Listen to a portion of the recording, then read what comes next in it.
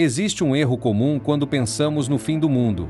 A nossa mente, moldada pelo cinema, imagina um meteoro caindo do céu, ou uma explosão gigantesca que apaga tudo em um piscar de olhos. Nós fomos ensinados a temer o impacto rápido. Mas a história nos mostra que a verdadeira destruição é lenta.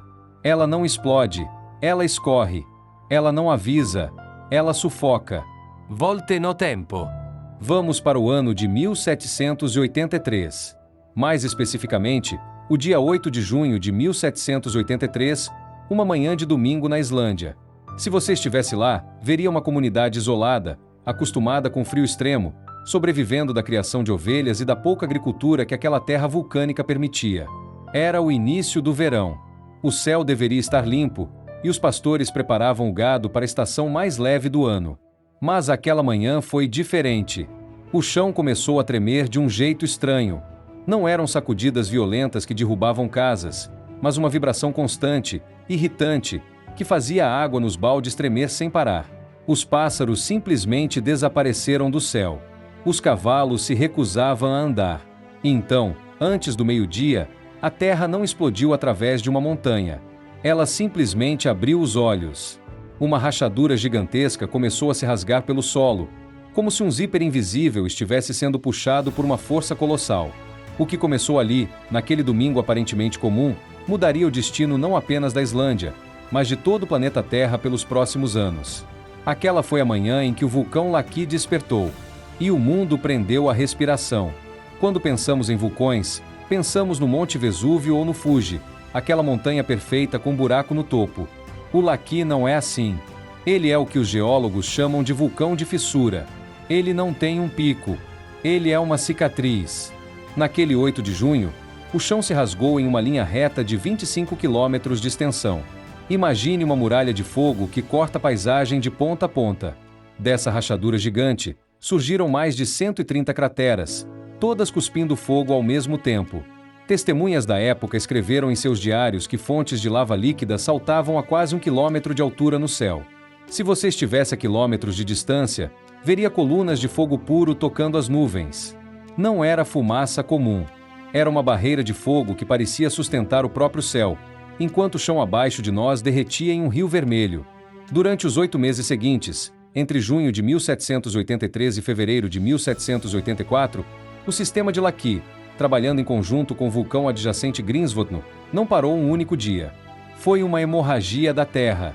Ao todo, foram expelidos cerca de 42 bilhões de toneladas de lava basáltica. Vamos traduzir esse número para algo que nossa mente consiga processar. 42 bilhões de toneladas equivalem a 14 quilômetros cúbicos de rocha derretida. Se pegássemos toda essa lava e jogássemos em cima de uma metrópole como São Paulo, Nova York ou Londres, criaríamos uma camada de rocha maciça com a altura de um prédio de 10 andares, cobrindo cada centímetro quadrado da cidade. O rio de lava engoliu vales inteiros. Ele avançou sobre rios de água doce, fazendo a água evaporar instantaneamente em nuvens de vapor escaldante, ocupando o leito dos rios com uma massa negra e fumegante que avançava na velocidade de uma caminhada humana. Casas, igrejas e fazendas ancestrais foram soterradas, transformadas em carvão e depois em pedra. Mas, por mais assustador que fosse aquele mar de fogo avançando pelos vales islandeses, a lava não foi a verdadeira vilã dessa história. A lava é honesta, você a vê chegando e corre para o lado oposto. O verdadeiro perigo foi o que veio flutuando no ar. Enquanto a lava corria pelo chão, as crateras do Laki bombardeavam a atmosfera com algo muito mais letal: gases tóxicos. O vulcão funcionou como uma chaminé industrial do inferno, lançando no ar quantidades absurdas de 2 substâncias químicas, o dióxido de enxofre e o ácido fluorídrico. Se você estivesse na Islândia nas semanas seguintes ao início da erupção, notaria uma névoa estranha, de cor azulada ou acinzentada, que se arrastava rente ao chão. Ela tinha um cheiro forte, sufocante, que lembrava ovos podres e metal queimado. Essa névoa não era apenas fumaça. Era veneno puro. O ácido fluorídrico começou a cair sobre a grama da Islândia na forma de uma poeira fina e invisível. E aqui começa a tragédia silenciosa. As ovelhas, os cavalos e as vacas, que eram a única fonte de sustento daquela população, continuaram pastando. Elas não sabiam que a grama estava contaminada. Em poucos dias, os animais começaram a mudar. O flúor em excesso destrói o cálcio nos organismos. Os dentes das ovelhas começaram a apodrecer e quebrar dentro da boca, até que elas não conseguiam mais mastigar. Seus ossos amoleceram e criaram calos gigantescos e dolorosos nas patas. Os animais não conseguiam mais ficar de pé. Eles gemiam nos campos, incapazes de andar, morrendo de dor e de fome mesmo cercados por pastos verdes. Mais de 50% de todo o rebanho da Islândia morreu em questão de meses. Quase 80% das ovelhas desapareceram. Os cavalos, orgulho da ilha, caíam mortos nos caminhos. Ao mesmo tempo, o dióxido de enxofre se misturava com a umidade do ar, transformando-se em chuva ácida. Quando essa chuva caía, ela queimava as folhas das poucas plantações existentes. As folhas das árvores murchavam e caíam em pleno verão. A pele das pessoas que ficavam ao ar livre começava a coçar e a queimar. Os olhos ficavam vermelhos e cheios de lágrimas. Respirar doía. A Islândia foi desarmada. Sem colheitas, sem peixes, que sumiram da costa devido à mudança química da água, e com seus animais apodrecendo nos campos, a população se viu presa em uma armadilha geográfica. O veneno tinha vencido. Os islandeses chamam o período que se seguiu de Mourindin, que significa as dificuldades da névoa. E o termo é um eufemismo brando para o horror que aconteceu ali.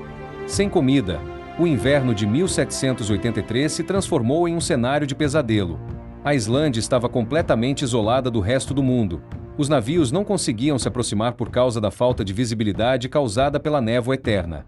As famílias se trancavam em suas casas de turfa, no escuro, ouvindo o vento congelante lá fora e dividindo os últimos pedaços de carne seca de animais doentes. Quando isso acabou, comeram os sapatos de couro. Comeram líquens raspados das rochas. Há relatos de pessoas que tentaram ferver tiras de couro velho para fazer uma sopa rala que mal enganava o estômago.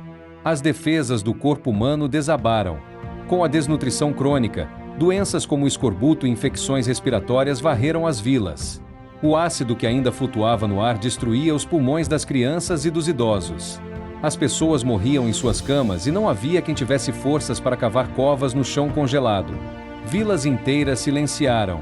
Pelo menos 1/4 de toda a população da Islândia desapareceu em menos de um ano. Imagine que, de cada 4 pessoas do seu convívio, uma simplesmente sumiu antes do fim do inverno. Um dos personagens mais marcantes dessa época foi o pastor John Sengringrium. Enquanto o mundo desabava, ele reuniu seus fiéis em uma pequena igreja de pedra na cidade de Kirkjubæjarklaustur. Enquanto ele pregava o que ficou conhecido como o Sermão do Fogo, o fluxo de lava avançava em direção à igreja.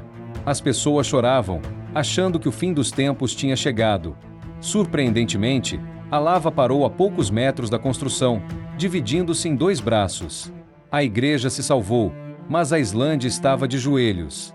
E se você acha que essa história termina nessa ilha gelada no norte do Atlântico, você está muito enganado. O Laki estava apenas começando a mostrar seu verdadeiro poder. Seja bem-vindo ao Corvo da História. Valeu demais por estar aqui. Estamos evoluindo a cada vídeo para entregar o melhor conteúdo para vocês. Quer fazer parte dessa jornada? Então ajuda o Corvo a voar mais alto. Se inscreva, curta e compartilhe. Agora, vamos ao que interessa. A atmosfera da Terra não tem fronteiras. Tudo que sobe no norte acaba descendo em algum outro lugar. E a gigantesca nuvem de 120 milhões de toneladas de dióxido de enxofre lançada pelo Laki pegou carona nas correntes de vento de alta altitude e viajou em direção ao sul poucas semanas depois do início da erupção. O céu da Europa começou a mudar. No verão de 1783, moradores de Londres, Paris e Berlim olhavam para cima e não viam o azul. Viam uma névoa seca, persistentemente de cor bronzeada. O sol não brilhava com aquela luz amarela brilhante. Ele parecia um disco vermelho cor de sangue, que podia ser olhado diretamente sem ofuscar os olhos. As pessoas na Europa não sabiam o que estava acontecendo. Não existia comunicação rápida. Para o cidadão comum em Paris, parecia que o mundo estava entrando em um estado de crepúsculo eterno. O calor daquele verão europeu foi estranho, sufocante. E com a névoa, veio a morte respiratória. Na Inglaterra, os registros mostram um pico assustador de mortes em agosto e setembro de 1783. Trabalhadores agrícolas que passavam o dia nos campos colhendo o que podiam desabavam com falta de ar. Estima-se que dezenas de milhares de pessoas tenham morrido na Europa Ocidental apenas por respirar o ar contaminado pelo Laki. Mas o pior efeito não foi o veneno direto. Foi o efeito estufa reverso. A gigantesca camada de enxofre na estratosfera funcionou como um espelho global, refletindo a luz e o calor do Sol de volta para o espaço. O planeta, de repente, esfriou. O inverno que se seguiu, de 1783 para 1784, foi um dos mais rigorosos da história da Europa. Em Paris, a neve acumulou por meses. O rio Tâmisa, em Londres, congelou de uma margem a outra. Na Europa Central, os rios viraram estradas de gelo maciço. E quando a primavera finalmente chegou, todo aquele gelo derreteu de uma vez, provocando inundações catastróficas que destruíram pontes, estradas e barragens por todo o continente. Quando a infraestrutura de um continente é destruída pelo clima, a economia vai junto. As quebras de safra na Europa foram massivas. Faltava trigo, faltava pão, faltava comida básica. O preço dos alimentos disparou. Muitos historiadores apontam que os anos de clima instável e fome extrema causados indiretamente pelo laqui nos anos seguintes deixaram a população europeia desesperada, especialmente na França. A fome que se arrastou ao longo da década de 1780 acumulou uma raiva social que explodiria, alguns anos mais tarde, em 1789, com a queda da Bastilha e a Revolução Francesa. O vulcão na Islândia pode ter ajudado a moldar a geopolítica moderna ao deixar um continente inteiro de estômago vazio. E o estrago continuou viajando.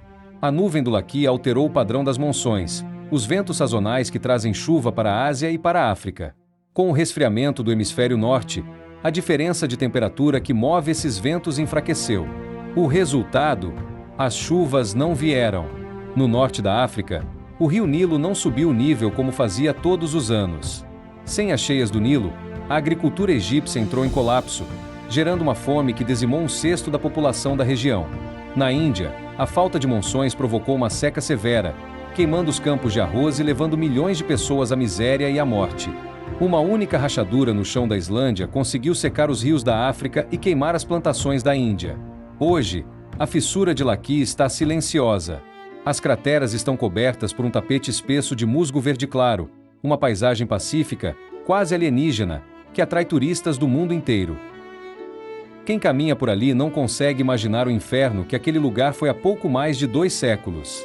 A erupção do laqui terminou oficialmente em fevereiro de 1784, mas suas cicatrizes na história nunca fecharam totalmente. Ela nos deixou uma lição desconfortável sobre a nossa própria fragilidade.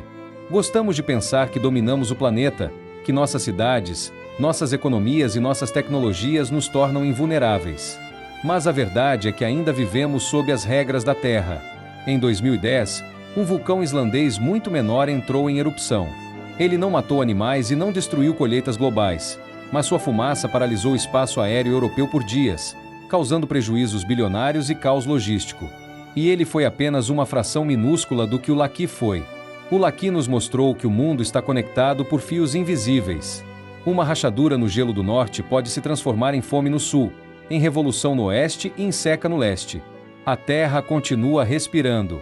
E a única certeza que temos é que, quando ela resolver expirar profundamente de novo, o mundo inteiro terá que aprender, mais uma vez, aprender a respiração.